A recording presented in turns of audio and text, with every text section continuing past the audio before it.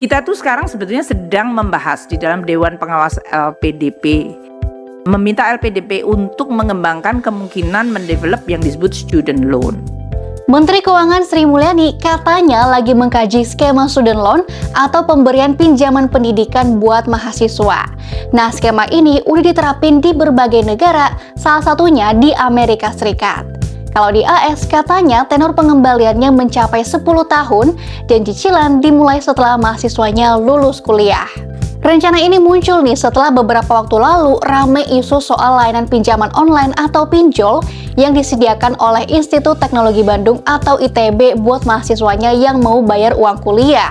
Kata Sri Mulyani, student loan ini nantinya bakal menyasar para mahasiswa yang nggak punya kemampuan secara ekonomi. Nah, sumber dananya bakal dialokasikan dari dana abadi yang tersedia di program LPDP. Harapannya sih skema student loan ini diterapin supaya mahasiswa nggak terbebani sama biaya pendidikan.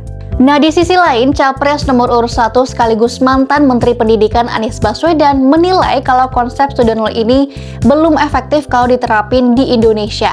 Nah, katanya Indonesia ini beda dengan AS. Makanya, ia menyebut pemerintah seharusnya lebih fokus untuk memperluas investasi di bidang pendidikan lebih dulu.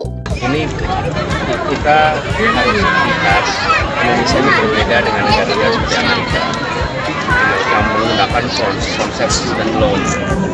Kita ini negara yang rakyatnya itu mulai dengan buta huruf 95%. Lalu investasi di pendidikan mulai huruf.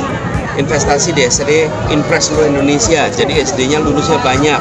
Lalu SMA, SMP, SMA. Jadi kita harus perluas dulu itu, baru nanti bicara pendidikan tinggi sebagai privilege di kemudian hari pakai student loan. Kalau hari ini banyak rakyat yang memang harus dibantu. Nah, sebenarnya Sri Mulyani juga punya kekhawatiran nih. Dia mewanti-wanti supaya student loan ini gak mengalami gagal bayar seperti yang terjadi di AS sehingga berujung pada kredit yang macet. Makanya pihaknya nanti bakal merumuskan bagaimana student loan ini bisa terjangkau oleh para mahasiswa. Gimana nih guys menurut kalian kalau Indonesia nerapin sistem student loan? Kira-kira bakal efektif atau justru nimbulin masalah baru?